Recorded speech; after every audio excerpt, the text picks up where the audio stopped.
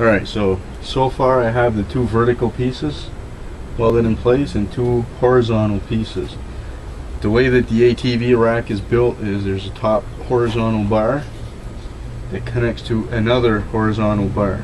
Okay, and I reviewed the video that I had done with the rack mounted on the ATV, and I guesstimated the measurements as to where the second horizontal bar is. So it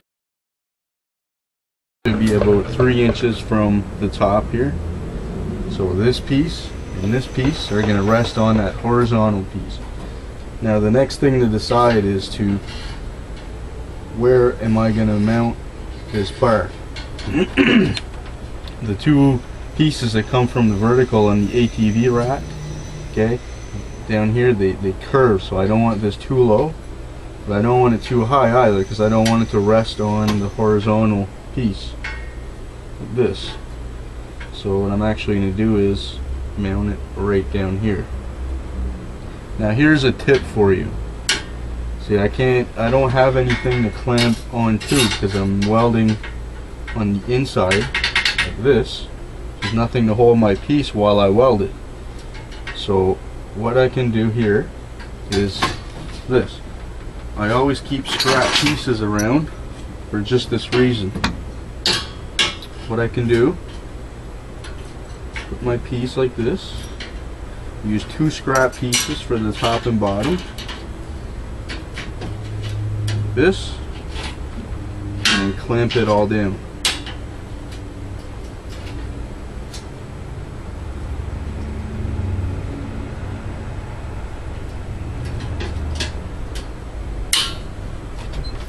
This, and that also allows me a little bit of play so I can adjust it.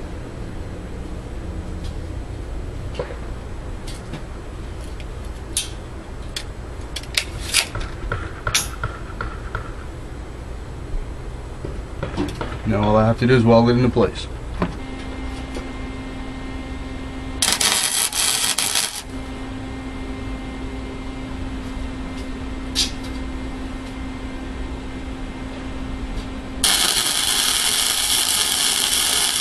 The next modification I'm going to do is to add some bracing here, here, and here.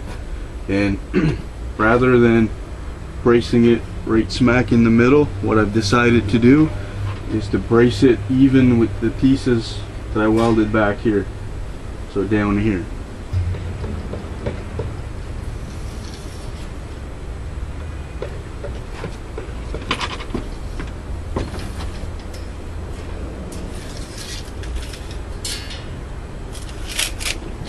And I've got all the major structural parts welded in.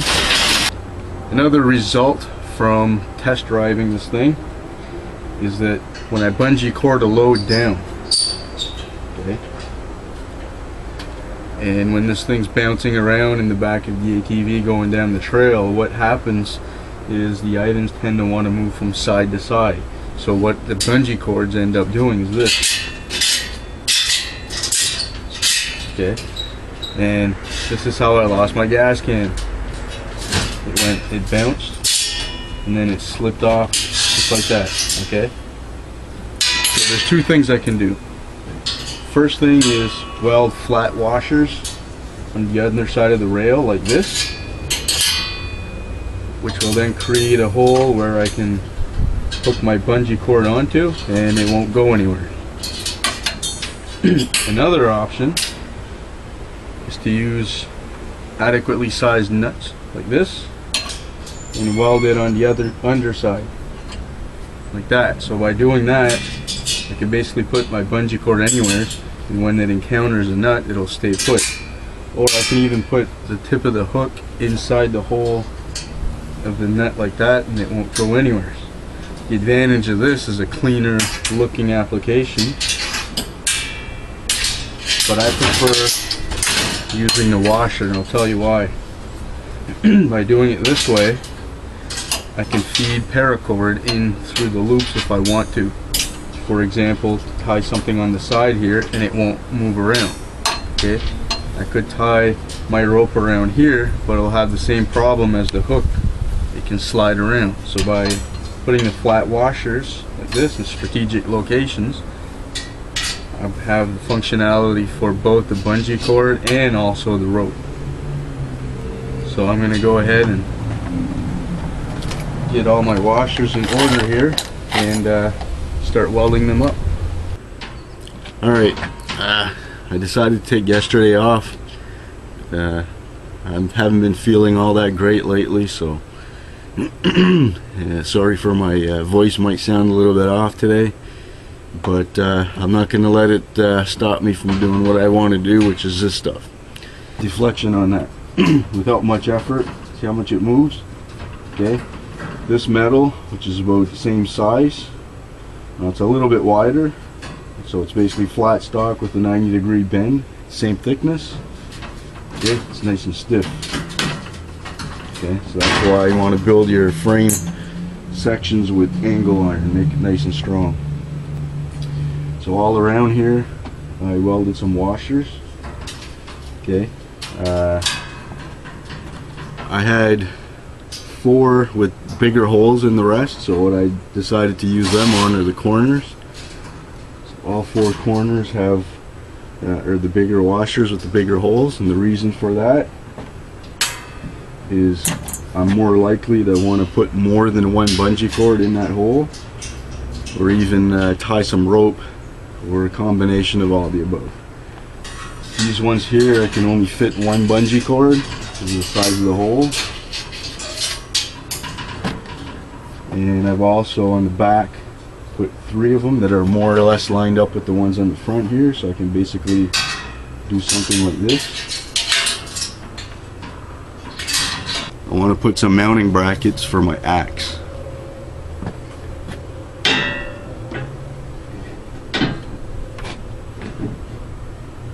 Maybe on the back here somewhere.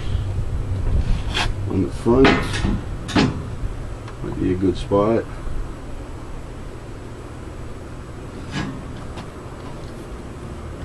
Right here. I've got a plan.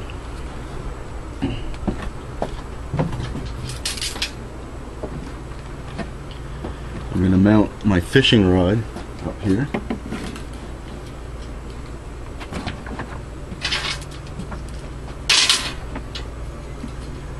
I don't need anything fancy for this. So all I'm going to do is take these loops, cut them in half, weld one here and here, so that I can tie the fishing rod there and there. Now for the axe, I'm going to make a couple L brackets here, so the axe can sit in it like this. Then I can secure it by building an L bracket like this. So 6.5 inches down, 2.5 inches across at the bottom. It's going to be mounted like this, and then just a little lip here that's going to be 1 inch with a loop welded on the top like that.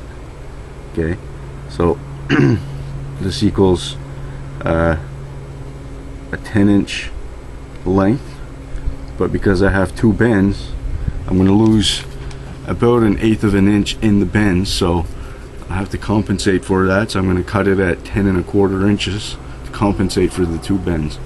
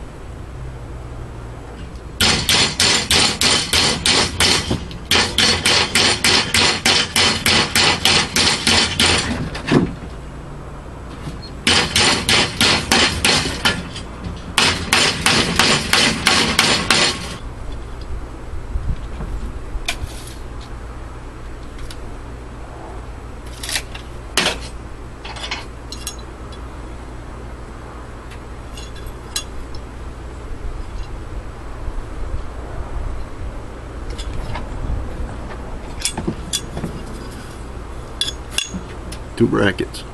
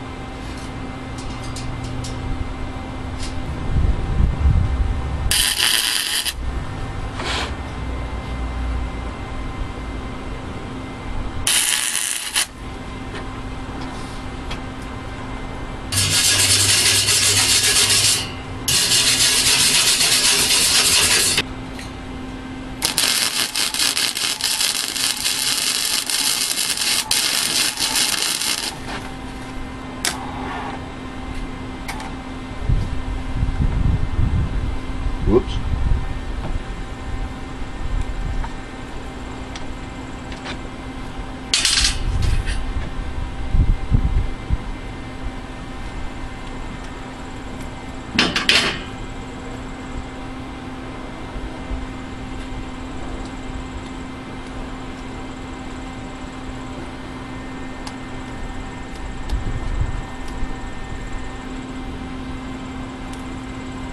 Good as new.